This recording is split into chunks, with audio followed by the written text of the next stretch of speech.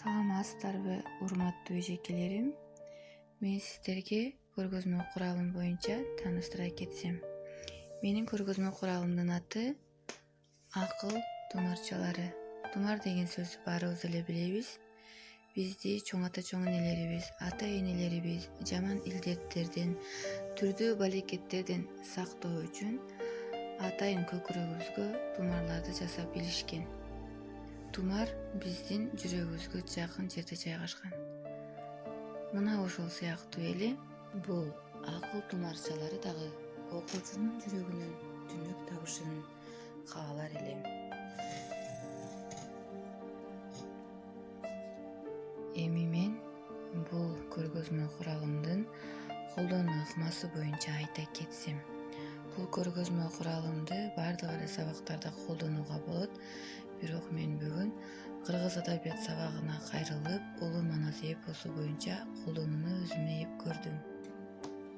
Айрыкча манас эпосу 8-класста тереңдетилип окутулат. Мына ошол балдарга манас эпосу боюнча билим берүүдө биз эң көп Саякбай Каралаев атабыздын варианты боюнча билим берип келебиз. Мына ошо берген билимдерибизди ушул көргөзмө куралы аркылуу жыйынтыктап алабыз.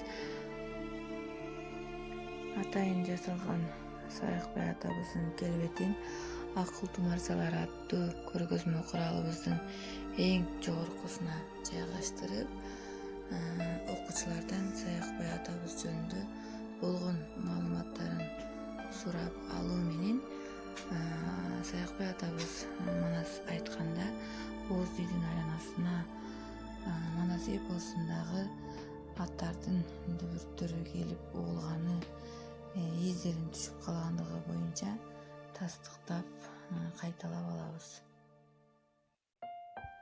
Андан соң Саякбай Каралаев атабыз боюнча мыкты билген окуучуну тандап алып, ушул көргөзмө куралыбыздын жаныбызга чакырабыз.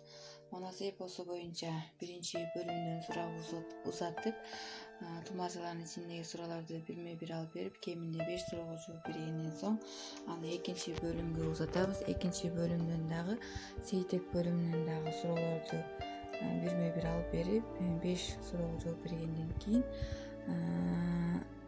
сейтек бөлүмүнө өтөбүз. Сейтек бөлүмүндө дагы атайын суроолор жашырынган. Тумарчалардын ичинде мына ошол суроолорго баардыгына так жана даана жооп бергенден кийин ал баланы мыкты кыргыз элинин уулу же кызы экенин тастыктап айтуу менен бул акыл тумарчалары аттуу шаар болуп эсептелет.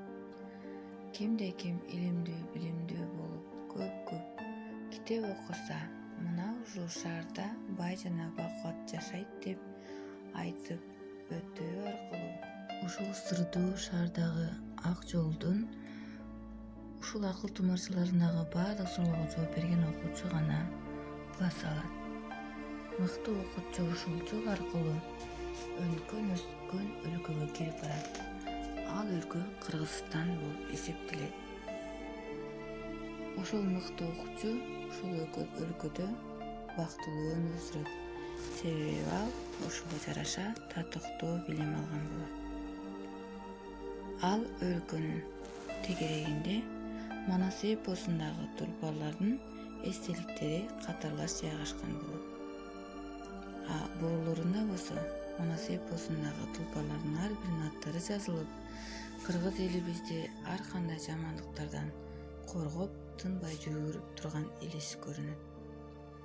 Андай эмесе окуучулар, акыл тумарчалары жакшылыкка жетелеткен жалпыбызды.